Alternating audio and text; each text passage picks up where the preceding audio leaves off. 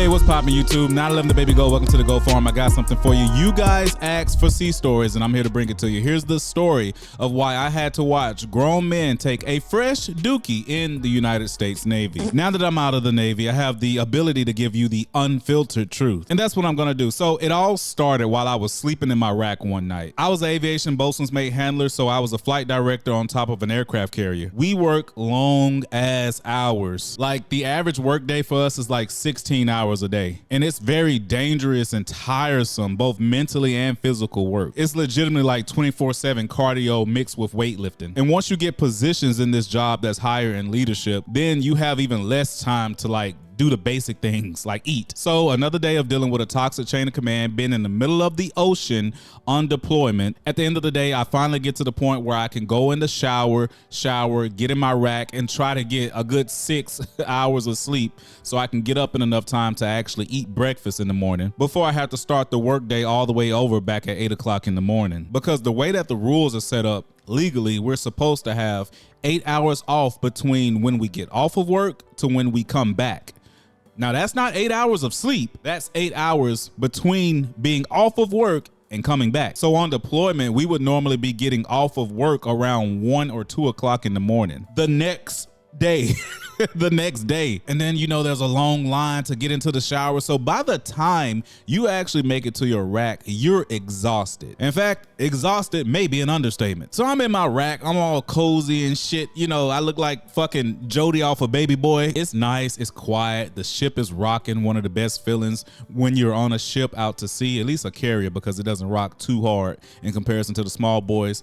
Perfect sleeping conditions. Well, perfect if you consider being in a small ass cubicle that looks like a jail cell. Perfect, but perfect enough. You adapt. And as your thoughts drift away and you're going into the dreamland, boom, I hear a big ass kick in the door. My leading petty officer and a couple of other first classes bust into the fucking door, and they start saying, everybody get the fuck out of your motherfucking racks right now. Get the fuck up. They hitting on shit. Get the fuck up. I better not see one motherfucker in this motherfucking rack right now. Get the fuck up. And I'm frustrated as hell because I'm tired. I brought the fuck. So a lot of people are jumping out of their racks. Some people are naked. Some people are damn near naked trying to find clothes to put on and shit. Some nasty motherfuckers were standing barefoot on the floor, but that's them. And so we all hop up out of our racks, and you got to understand, right? So like on a carrier, when you go into your rack, you're in like a small section of 3 beds. It's 3 beds stacked on top of each other, one at the top, middle, and bottom. And so if the compartment is full, which it will likely be, that means in that little small space, there's a total of 6 people. And so we all had to get out of our racks and go into like the main, I guess, little miniature hallway that makes up the entire berthing. And they were like, stand the fuck at attention, everybody stand the fuck at attention. Don't say a motherfucking word. Everybody is confused on what the fuck is going on. But whatever, we standing at attention, we're tired as hell. It's every bit of like maybe 2 or 3 in the morning. And we know that we got another long ass work day literally in a few hours. And then the leadership just starts going off. Why the fuck did we go into the goddamn heads and we see motherfucking swastikas drawn inside of the heads? Now, obviously, drawing swastikas is inappropriate, racist, all that good stuff. I'm tired. Bruh, we could discuss this in the morning. That's what I'm thinking. And they just cursing everybody the fuck out. Who the fuck did it? Say right now. You think you fucking badass? You a fucking racist? You hate black people? You hate niggas? I'm not gonna lie. It was one of our black leadership that said that, but the fact that he said that, like, you should have seen my face as he said it. Like, so this is my face, right? I'm aggravated, but like when he said that, I just went, but I'm still aggravated. Worked like a slave, barely get any sleep, and the little sleep that I am getting is getting interrupted. So stay with me. You hate fucking black people, you hate niggas, you hate such and such, you hate Jews, yada yada yada. Raise your hand right now. I'm gonna beat your motherfucking ass. And I'm just like, do you really think somebody is just gonna go, you know what? I wanna take you up on that challenge. It was me all along. And we're sitting here doing this little dog and pony show. They're trying to like hype them up, you know, like challenge their masculinity and shit. No, who is it? Who is it? No, be a man, be a real man. You want to be a fucking pussy? Clearly, whoever is doing it wants to stay hidden and is being a fucking troll. I don't know why they thought like attacking their masculinity was going to get them to admit who it was. Like, for real, who the hell gonna say It was me drawing the swastikas. Anyway, long story short, after about an hour of everybody being called bitches and pussies because they didn't know who in the birthing Among Us did it, they just basically was calling all of us bitches and pussies. The annoying part about it is, though, is that these particular heads where people use the restroom are available to anybody. This is a ship with over 5,000 motherfuckers on it. You could have had random Timmy that works in the galley for whatever reason just come all the way up to the O3 level to use one of our heads. Maybe it's because our heads are cleaner than their heads. You never know the reason. I done took plenty of good shits in other people's heads because their heads was cleaner than our heads. So obviously they never found out who it was that did it. But what made it so bad is that the next day we had an all hands meeting on the flight deck to talk about it, which we probably should have did in the first place. Talk about this shit in the morning. Instead, our upper chain of command wants the person who did it to single themselves out so they can quote unquote beat the fuck out of them. Quality leadership right there, quality leadership. But this is the type of shit that you're not gonna see in these damn Navy commercials. Dun, dun, dun, dun, dun, dun, dun. You ain't gonna see that shit. You know, I'm telling you, these sea stories are gonna put so much light on why the Navy is going through so many extremes to try to get people in. Cause you got motherfuckers like me that's just gonna tell you all the tea. So subscribe to the channel if you're interested in that type of thing. Anyway, our chain of command decided that they were gonna make a watch for the heads now. And they was like, this watch is important. I don't give a fuck what you doing. I don't give a fuck if you on the flight deck, you better make this watch. And I'm sitting here like, that makes no fucking sense. What? And so how the watch works is that you go inside of the head and you got a little notebook and everybody has to jot their name down before they go take a piss or a shit in the stall. And the moment they get out of the stall, you, the person that's on watch, have to walk into the stall and check for any swastikas. And what's shitty about this,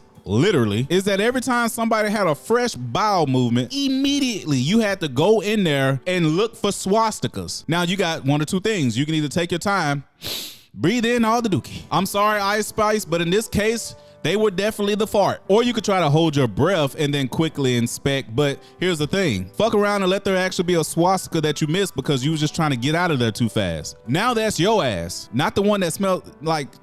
That's your ass. And so back on the flight deck during this all hands meeting within our division, they gave us all the time that we had to be inside of the head. Annoying as hell. Now I know with me, the first time I had to do the watch, I was actually on top of the flight deck during flight operations. And I was holding an aircraft, which means I was the director in charge of a pilot that was inside of a jet. As a director, once you have control of an aircraft, you can't just walk the fuck away. That's not how that works. But all of a sudden, I started getting cursed the fuck out over the damn radio. And I'm not even putting 100 on 10. They literally cursing me the fuck out. And then everybody that has a radio on the flight deck, so yeah, it's embarrassing as hell. Reed, what the fuck you doing? Where the fuck you at? Why the fuck you ain't on your watch? And I'm like, I'm doing my job. What the fuck we say? You better be at your motherfucking watch. Get to your motherfucking watch now. And my thing is, cool. So my options were walk away from the damn aircraft and then end up going to captain's mast, or go to this bullshit ass watch to look for swastikas fresh from a fucking shit. Or I could have, check this out, continue doing my job and not went to captain's mast, but get cursed the fuck out for doing my job. Yes, the Navy is one of those places where you can get cursed the fuck out for not only being in the right, but doing your goddamn job. You think I'm bullshitting? You just need to talk to more people that's in the Navy, especially those that were in a toxic chain of command. Now, don't get me wrong, obviously this annoyed the fuck out of me at the time, but I was damn near used to it because I've definitely gotten my ass chewed out for not doing things that I was supposed to have been doing.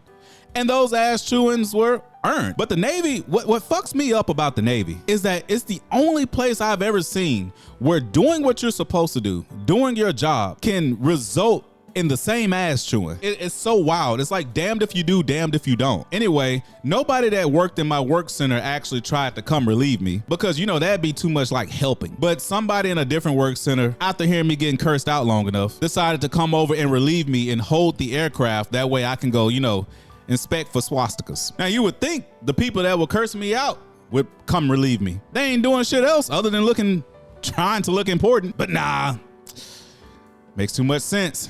That's something else you're gonna learn about the Navy. Anytime it makes sense, they don't like that shit. And I'm not just talking, I swear y'all think I'm bullshitting. The Navy is allergic to logic. In fact, I have a saying, if it made sense, it wouldn't be the Navy. So yeah, man, I went down there for my first Dookie swastika watch and it was about as bad as you can imagine that it would be. In fact, I can't 100% confirm this, but I believe people from other divisions of the ship heard about this bullshit ass watch. And so more people from different divisions that did not normally use our heads, our designated bathrooms that we're responsible for cleaning and maintaining, a lot more people just started coming over there to take shits. And I think they did it to troll us. You take a shit, he take a shit, she take a shit, we take a shit, we with the shits.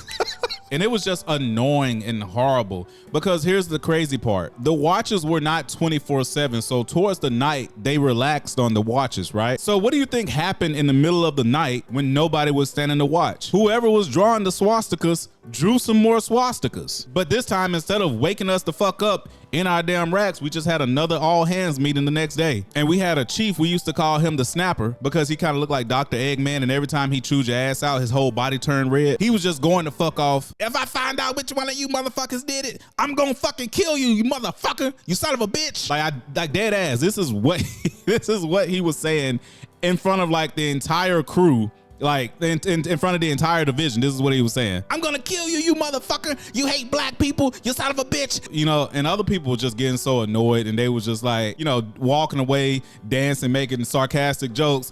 Oh, how I love the Navy. Like the motherfuckers just doing all types of shit. You find a weird way to cope with this toxic ass chain of command that I was in.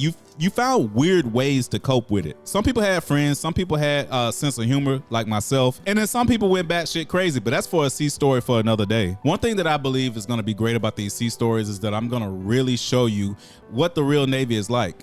For example, the next sea story is gonna be how I got in trouble for being early to work.